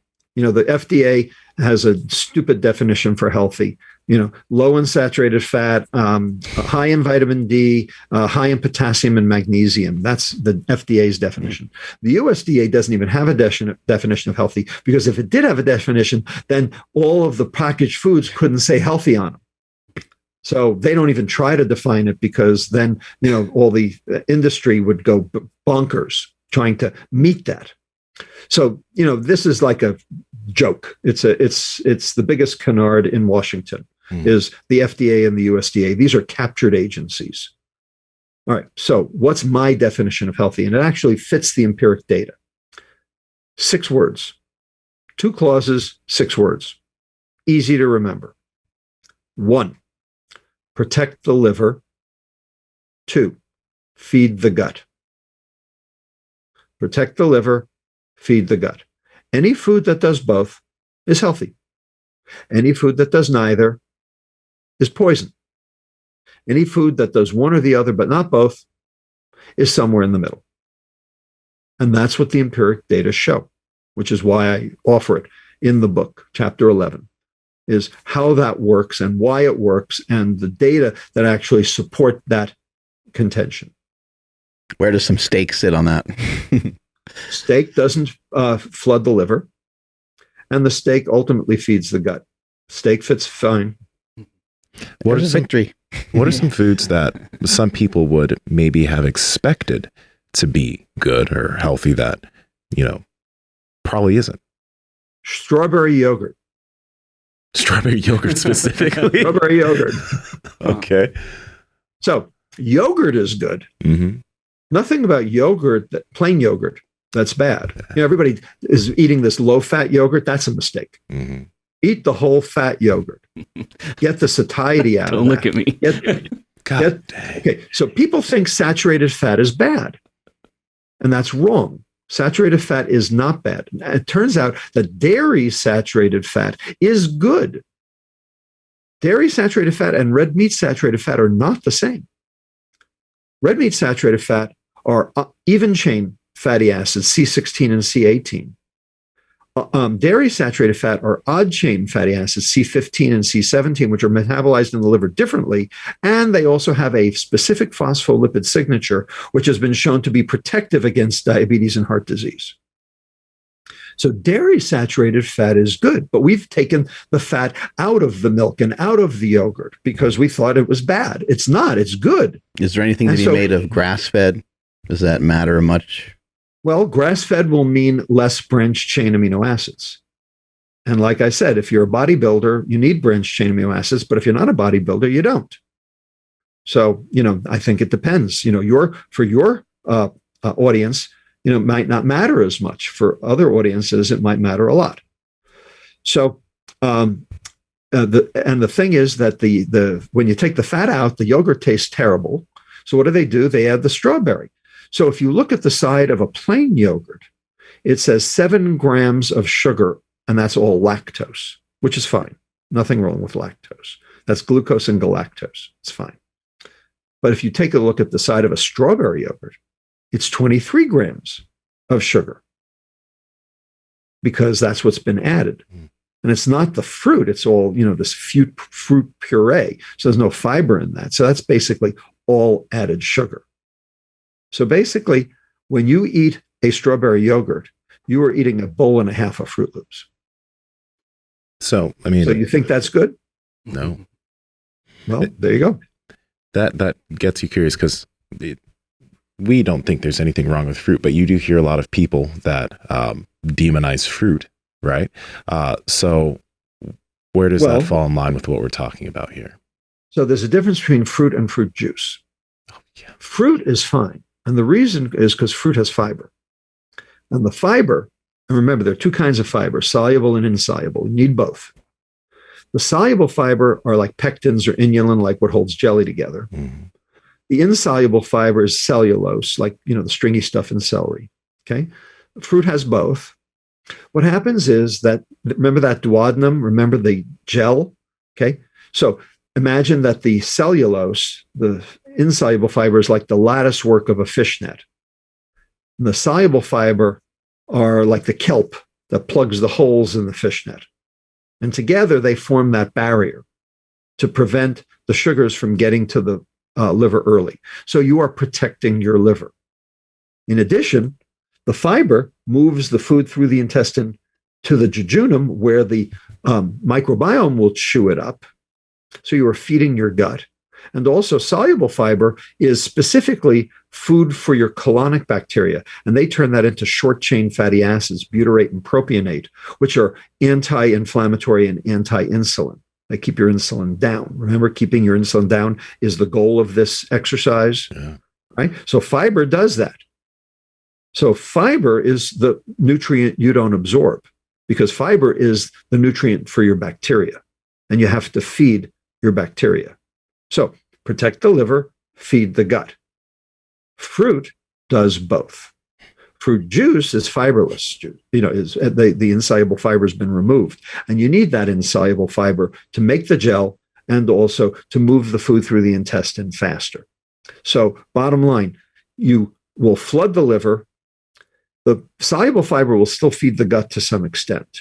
So it's not as bad as a soda, and that's what the data show. Juice is not as bad as a soda, but it's still bad. And juice consumption still correlates with diabetes and heart disease. Real cool question. And I want us to continue going on here, but I figure since we're close to what we were just talking about, I'd want to ask. We were talking about kids bottle feeding versus, breastfeeding. Yep. Has there been a bottle that's been made that simulates the pressure of a nipple? Like that? Not yet. Really? Is Not that yet. possible? Because I feel like that should be possible, right? Oh, no, I'm not a materials science engineer. Fair. I don't know. Okay. We actually bought one that, like, at least the shape kind of looks like a breast. Yeah. But That doesn't mean it works the same. No, yeah, and thankfully my wife is on board, and she's been, savage, and my son has been 100% breastfed. But yeah, hopefully I'll include a steak in there pretty soon. Yeah. Okay. Well, okay. And I will say, and if I can toot my own horn here a little bit, while I'm not a material science engineer, I work with some. And what we are doing in an attempt to try to mitigate this disaster of chronic metabolic disease, basically fast food, processed food is fiberless food. They take the fiber out for depreciation and shelf life. All right. And it makes it go down real easy. The point is, we have to be able to turn apple juice back into apples. The question is, how do you do that? Well, some colleagues of mine and I are developing a proprietary fiber that is a micro-sized cellulose, like a mini cellulose sponge, microcellulose sponge, impregnated with some hydrogels that are actually food for the bacteria, but hold on to mono and disaccharides in the duodenum and prevent their early absorption. Is it a little bit like Jell-O? Well, no, it's a pill, but it will end up being like Jell-O by the time it gets into your intestine. Got it. And so it expands to 20 folds larger and will actually sequester the mono and disaccharides in the gut in order to prevent them from being absorbed early, and then so it can feed the gut later. So it protects the liver, feeds the gut, even with, processed food. So the company is called Biolumin Technologies, and you can look it up online. And we're trying to, get this to market. One thing I was actually really surprised when, with my son finally going down like the baby section, was seeing that all the baby formula was locked up and it was really, really expensive. And it surprised me because as soon as he was born, these companies had been sending formula to our house. Like, seriously, we have like way too many. Like, I just threw them away. Is baby formula okay? Like, if babies are kind of getting, they're gaining too much weight, is formula a reason for that? Yeah, well, the baby formula companies will tell you that baby formula is good for you. Right. The question is it true? And the answer is, well, if your wife can't pump, then you have no choice. Mm-hmm. But if your wife can pump, then breast milk is way better. And the reason breast milk is way better is, number one, it has omega-3s. And now the what do you call it? The formulas now have omega-3s. They've been adding it because they understand how important it is. In addition, the breast milk has what are known as oligosaccharides. Now, these are strings of sugars that are anywhere from 2 to 5 sugars long that the breast specifically makes. And this is work from Bruce German at UC Davis and Lars Bodie from UC San Diego.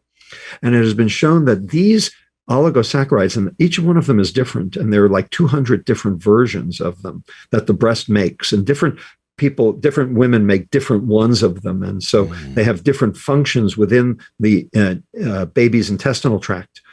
But they can act as antibiotics so that bad bacteria don't grow in the baby's intestine.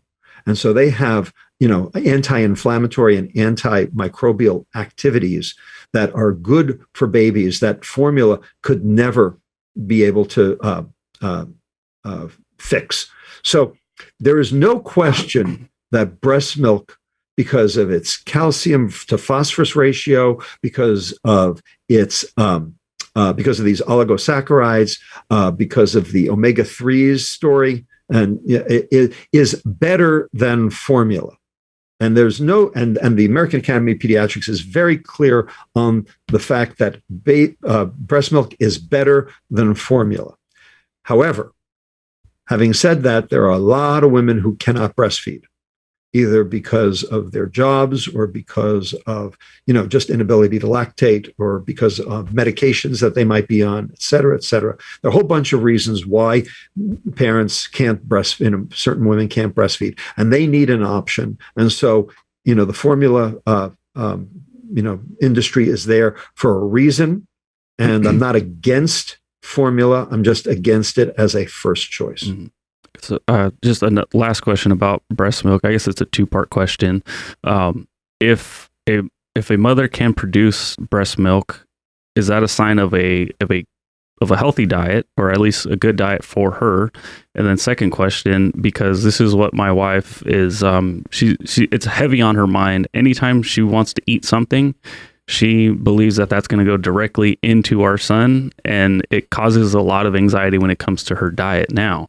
There's truth to that. So yeah, is there truth to that? And then also, because she is able to produce so much, is that an indicator that, like, no, you're doing fine with your diet right now?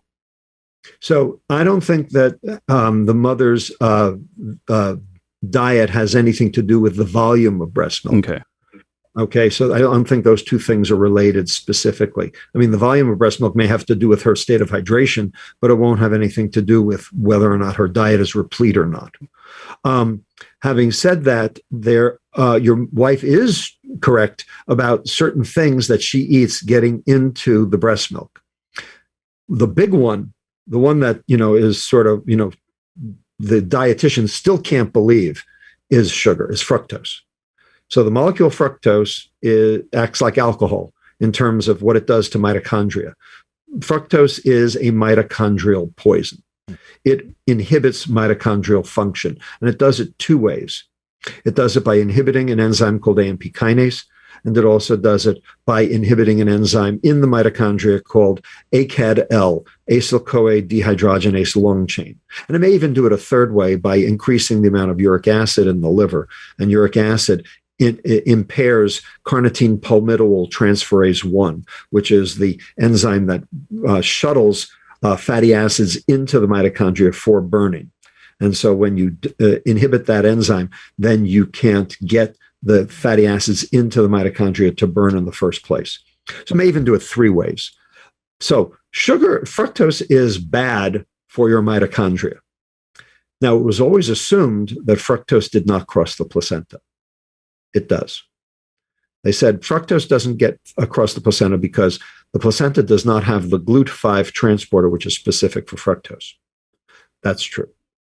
It has the GLUT7, 9, 11 transporters, which transport fructose just fine, but it's not specific. Those are not specific transporters. Point is, fructose gets across the placenta and can damage the baby's liver and the baby's brain. Second, it was said that fructose doesn't enter the breast milk. Oh, yes, it does. If you drink a 20-ounce Coke, you will overwhelm the mother's, if the mother drinks 20-ounce Coke, it will overwhelm the mother's liver's ability to extract it on the first pass. You will end up with a serum fructose level, and that fructose will enter the breast milk and will feed the baby. And that has been shown very nicely by my colleague, Dr. Michael Gorin, down at Children's Hospital of Los Angeles. And so if the baby is consuming excess fructose because the mother drank a Coke, that's a problem. What if it's a Diet Coke? Well, then it won't be fructose, but then you've got the question of what does that Diet Coke do? There's recent data that says that sucralose causes leaky gut. And in addition, some of the diet sweeteners, if they get into the bloodstream, have receptors on fat cells that can actually cause those fat cells to take up extra energy, just like if they were exposed to insulin. And it's just in response to the diet sweetener. So if that's happening in the baby, that could drive baby's weight really fast. So you can see that what the mother does has everything to do with how the baby fares. And so this is not to be taken lightly. What did you, or when you were talking about how it can have an effect on the baby's brain, and you also mentioned earlier that kids are being born in general heavier. So do these children, Yep. I mean, let's say that parents are paying attention to what their children are eating. They're purposefully not, letting their children have a lot of processed sugars, processed foods. Do these children, because of potentially maybe what the mother ate or when she was pregnant, do they have a higher propensity to crave sugar even if you don't give it to them ever or often? So that study has just been completed out of the Monell Chemical Census Center in Philadelphia, and the answer is yes. We've been waiting for that study, and it just got done. Yes, the answer is yes. Okay. You can actually train your fetus's tongue to like sweet before the baby is even born. Dr. Lustig, thank you so much for your time today. Where can people get your book? Well, the book's everywhere, Amazon, Barnes & Noble. But to be honest with you, I would very much prefer if you bought the book at your local bookstore. They need your support. Bookstores are happiness. We do not want them to go out of business. Bookstores are good things. They are good things for everybody. And so if you have a choice, get it at the bookstore. But in any case, get it, because I'll bet you didn't know all this stuff. and you need to. How does and you have to understand what the food industry is doing to try to keep you, shall we say, in place. And that means profit for them and illness for you. So this is a war. All right, because what's good for them is bad for you, and what's good for you is bad for them. And until the food business paradigm changes, you're not going to change. The question is, how do you fix it? And the answer is you vote. And you vote with your fork 21 times a week. And you have to know how. You have to know how to vote for, as it were. Okay? So I think that this book is an essential read. I hope, you guys do too. And, pick it up and, it will debunk modern medicine. It will debunk nutrition, and it will debunk processed food. It will debunk big pharma, and it will debunk big government. It's half science, half expose. If it were a Hollywood book, it'd be a kiss and tell.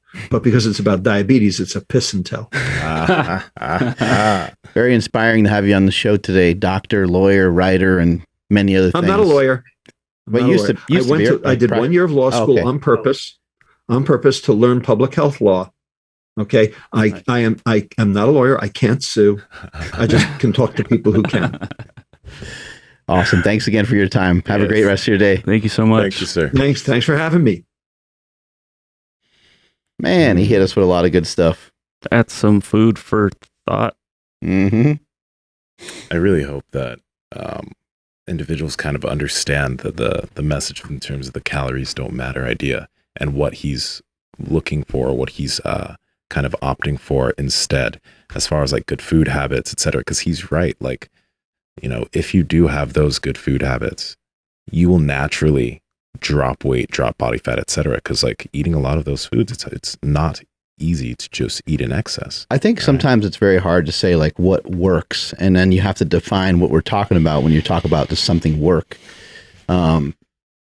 Calorie counting, has it been effective to help the United States fight obesity? No.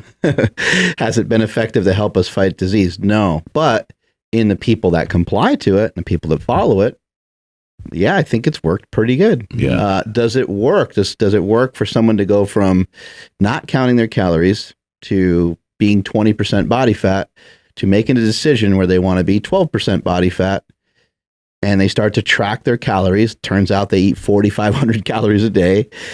Then they figure out a way to reduce their calories. They learn about protein. They learn about, you know, kind of how to eat. They make better food choices because they're tracking their calories. That's an important piece of the puzzle that people leave out often, is that you're more than likely to make better food choices because you're now accountable, because you're counting up what you're eating. You're tallying up what you're eating every day. And so you're like, I'm not supposed to eat that because that's going to register too high. And if I have 850 calories now, then it's going to mess up. I can only do that one more time and I'm done for the day, you know? So it makes people accountable, and it allows people to have a measure. How accurate it is, very debatable, because I don't think that protein is much of an energy source. I don't think that fiber is much of an energy source. We know that food labels are incorrect, but very much like getting your body fat checked, or very much like weighing yourself every day, who really cares if the scale isn't accurate? It's a unit of measure. The scale says you weigh 180 versus you actually weigh 190. It really doesn't matter. If you're trying to trend downward and the scale shows that you keep going downward, it might not really matter that much. You still are trending in the right direction. And so to try to even define that something's working or not working is a really hard thing to give like credence to. But when he's talking about like fatty liver disease and diabetes, it does make you wonder. And I don't think the information is out there yet, because I don't think people have been meticulously counting calories the way that we have been with maybe just the last 20 years, 30 years. Like, it hasn't been that long yet. So we don't know the health implications of somebody spiking their insulin multiple times a day through maybe not making the best food choices, but still keeping their calories in check. I don't know if we have enough information to determine whether that is something that's going to not promote fatty liver and things like that. It's hard to say. Yeah, you hit it right on the head with, you know, if you are tracking and accounting for every calorie, you know, as an example, like I used to grab like a Quest bar almost every day on my drive home, just so that way I get bored and sometimes I start to doze off. It's not the best thing, but if I eat something, it keeps me awake. Now that I'm tracking, like I'm not grabbing, you know, that protein bar Just anymore. don't need it. There's no need, because when I look at it, I'm like, wait, if I eat that, then that means I have less calories for dinner tonight. Like, nope, I'll just chew some gum or whatever and take the 5 calories instead. But in regards to there's a lot of people that, you know, I wish we could like tag one of our friends in, like when it comes to like him saying calories don't matter, like, because I know Lane Norton, he's pretty heavy on, you know, the energy and in and out type of thing. It'd be cool to just have like the conversation. So the only thing that I will take from this is I'm just going to keep stacking the odds in my favor. I will research and try to figure out like the insulin response and that sort of thing. But in the meantime, I know if I eat 2,200 calories, I can pretty much like maintain and grow a little bit. If I eat 1,700 or less, I'm going to start losing weight. And it definitely does matter what foods I eat. But if I, again, stack the odds in my favor, then there's a good chance that my weight will trend in the direction that I'm hoping to go. I mean, just practical takeaway, you know, as far as when it comes to like fatty liver and potentially type 2, one thing that people can do, like if you are an individual that does track, if you do pay attention to that, and it's working for you in terms of the specific goals you have set, maybe do your best to just keep the processed sugar and processed foods out of the diet. Like we talk about that all the time. Just keep that out. Yeah. Right. Because it's like, again, that's why I get what he's saying. I totally understand what he's saying as far as the calories don't matter thing. It's just, try to tell that to somebody who's making so much progress in their mind. Try telling them that doesn't matter and it doesn't make a difference. And they'll just put their weight in front of you, or they'll just put their progress in front of you and show you what type of progress has been made. But the big thing we're talking about here is the general population outside of, let's say, people that are really zoned in on that, exercising, having good having good habits. It's like what he's like that. It would be ideal if the general population could stray away from processed foods and sugar. Everyone would be healthier for it. Everyone would be. And you can't necessarily say that that's wrong. I think, when it comes to gaining body fat, it's hard to point to one thing that quote unquote makes you fat. I would even say that insulin doesn't make you fat. I mean, bodybuilders use insulin. They're not fat, and they inject it. There's people that are type 1 diabetic that have to utilize insulin every day. If insulin made you fat and these people were injecting it all the time, I think it would be likely to conclude that they would automatically be really, really heavy. And a lot of times they're not. Sometimes they're not even overweight at all. In a lot of cases, not overweight at all. So the only thing that you can equate to people being way overweight and having excess amounts of body fat seems to be people overeating day in and day out, over consuming energy. You want to call them calories, however you want to mark that. And then people saying like a calorie is not a calorie. I can actually agree and disagree with both of those statements, because I think the way that we light calories on fire inside of a box, to me, that's ludicrous. I don't think that makes a lot of sense, but it is our unit of measure. We currently don't have anything else that matches that. That's the way that we decided to measure it 50, 60 years ago. And with a bomb kilometer or whatever the fucking thing is. Calorimeter. Bomb calorimeter. There you go. Yeah, it sounds like something out of a superhero movie or something. That's the way that we measure them. And it can be something that we've seen work for people before. And when I talk about work, I'm talking about the management of their body weight. And then also, I would have to say that in managing your body weight, we've seen many times over, both research-wise and just our own observation, that when people can manage their body weight and they start to lose body weight and body fat, they normally get healthier. Does everything get healthier? Do they fix all their problems with that? Maybe they would have to investigate more on the actual foods that they're eating at that point to get better and get rid of everything, or to try. But it is a unit of measure, and it does seem. I hate the conversation sometimes, because I think that both Dr. Lane Norton and Dr. Ludwig are both helping people, and so I don't like the fighting. If we were to get Mom, Dad, stop. Yeah. Well, if we were to get attacked, I feel like it's my fault. Well, if the three of us in this room were to get attacked, it wouldn't be the best time for me to test out my boxing skills against Nsima's jiu-jitsu skills. We'd be better off saying, hey, and Andrew, let's see if we can fight these fucking people off, since we're all part of the same mission. You know what I mean? And instead, it's like the butting of heads, and no one cares. No one cares about, Dr. Lustig and Lane Norton fighting. No one really cares. We care because we're nerds, so we would listen to it and we'd have fun listening to the different conversation back and forth. But the person that's 350 pounds that's really struggling, they don't care. They just want the advice that's going to help them get to the next level, or the motivational thing that's going to help them get off the couch and get moving, probably.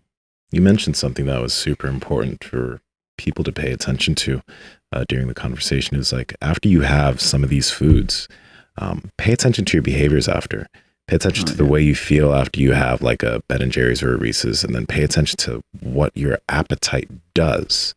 I think it's necessary to have a reference of having time away from it first, like having time where you've stopped eating sugar for a bit, like processed sugars, and see how you feel as far as your palate and your appetite's concerned, and then play the dark game of bringing it back. Because then you'll realize how much you then start getting driven to have more and more and more. I think I realized that when I did get rid of that, and then when I started just started having a little bit here and there, I realized like, oh shit, I'm starting to really want more. Like the next day, I'm craving it way more. Like I really want to, and I have to actually fight that feeling. Whereas when it's just gone for a while, I can stay away. I remember I took some painkillers. I had something happen in the gym. I can't remember what it was. One of the guys got me some painkillers. I didn't want to take them, but I was literally in a lot of pain. I took them. They felt great. I was able to move around for a few days. And I told my oldest brother, I told Mike, I said, I'm like, hey, like, you know, the next day, I'm like, I feel like shit. And he goes, the only way to get rid of that is to take more. He's like, you need to take those and you need to fucking give them to somebody else or throw them away. Like you need to do it like immediately. Wow. And I didn't really know exactly what he meant. But, and I was only like after doing that for like 3 days. So I think the same thing happens to food. It's maybe not the same, you know, pull like people when they're dealing with drugs or alcohol. People can die if they go cold turkey off of certain drugs or certain even alcohol sometimes. So people have to be really, really cautious with that. But when it comes to food, I've noticed that I have pizza one day, the next day my mind is racing. I have ice cream or something like that. The next day my mind is racing. And the only cure for it seems to be like to fill in that gap again is to get that sugar. And it's great to, you know, really push away and stay away from them. And I think I mentioned to you before, Andrew, even the best times of my life in terms of my nutrition, I don't think I've ever even gone that far, like where there hasn't been, I probably have only gone about 2 weeks or so without having something that's not great for me or something that's, even during my bodybuilding show, I would get a little break here or there. I'd get like a small cheat or, I definitely have never gone like 30 days or, you know, a couple of months without anything sweet at all. I'm trying to think like even like carnivore diet stuff, like I would still have a protein shake. Like I've never, and so I think it's a good practice just to see how many days. I'm not saying that you need to go a month or 2 months or 3 months, but maybe just see if you can go like 2-3 days, learn what that feels like, learn about it. And sometimes you'll find yourself when you dive deep into stuff like that, that it actually kind of makes you a little bit miserable. But I think experiencing some of that and knowing some of that, and then recalibrating and saying, I didn't really like that. That was kind of like bullshit. I didn't like that much. That was too severe.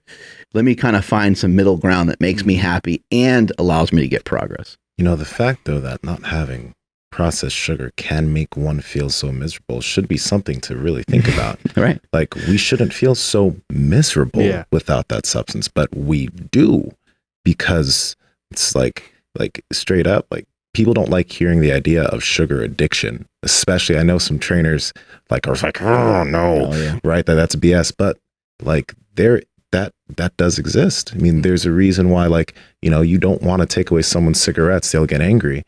People, you don't want to take away their sugar or they'll get angsty and angry. That kind of is a problem. Even though we can be shredded and eat sugar, it's still not necessary healthy for us. It's all a thing, right? Like even opening up a thing of cereal, like the smell of the cocoa pebbles or whatever, right? Like all that stuff. The pebbles are amazing. The sound of like pouring them into the bowl, the sound of like putting the milk on top of them. The combination of the milk and then the kind of soggy and then still kind of crunchy at the same time. When you get to the bottom of the cereal bowl and it's like the sugar has seeped into the milk and it's like a juice. I'll always leave like a mountain of dry and then mix that with the wet. So that way it's just like a good combination of crunchy and soft. I think maybe you mentioned before, Andrew, like not understanding how to enjoy yourself at a party without a beer in your hand. Correct. Yeah. Right? Like, and that's I've heard people say that before. I've heard people say that about food. Like, I don't know how to sit down in front of my TV without crunching on something. And I never think that you have to completely get rid of that. I actually just think that you might need to just make better choices. You know, protein shake, maybe trade out your food with something that is less dense in calories, or there's usually better options. Make sure you had a good dinner beforehand, where you had a lot of protein. You did everything you needed to do in the day. You walked, you lifted. Now it doesn't matter as much if you have something, but anyway, I thought today was great. And Robert Lustig, people should look up a little bit more information on him. Check out some of the posts that he's made, or some of the YouTube things he's made. It's got one in particular that's got like 12 million views, and it's amazing. He goes through the whole entire thing of kind of how we got here in the first place. It's amazing. Yeah, and I'll link his book down in the YouTube and podcast descriptions. I like what he said about a sweet tooth. That was pretty funny. When he was talking about like cocaine. Yeah. We got a steak tooth is what we got. Steak tooth. I like that. Yeah. Speaking of steak, so today that you're listening to this, check the clock. So 1 p.m. Pacific time, Piedmontese is having a 25% off sale for Memorial Day. And so if you order by May 19th through May 26th, it'll ship and arrive before Memorial Day. So if you want to have that, big Memorial Day barbecue, make sure you order before then. And if you're listening to this after that sale has happened, make sure you use promo code Power Project for 25% off your order. And if your order is $99 or more, you get free 2-day shipping. Are we out of here, Mark? You want me to close this thing down? Absolutely. Cool. Thank you, everybody, for checking out today's episode. We just released another newsletter, so if you guys have not subscribed to that, check the links down below. Make sure you're following the podcast at Mark Bell's Power Project on Instagram, at MB Power Project on TikTok and Twitter. My Instagram is at I am Andrew Z, as well as Twitter. And Nsima, where are you at?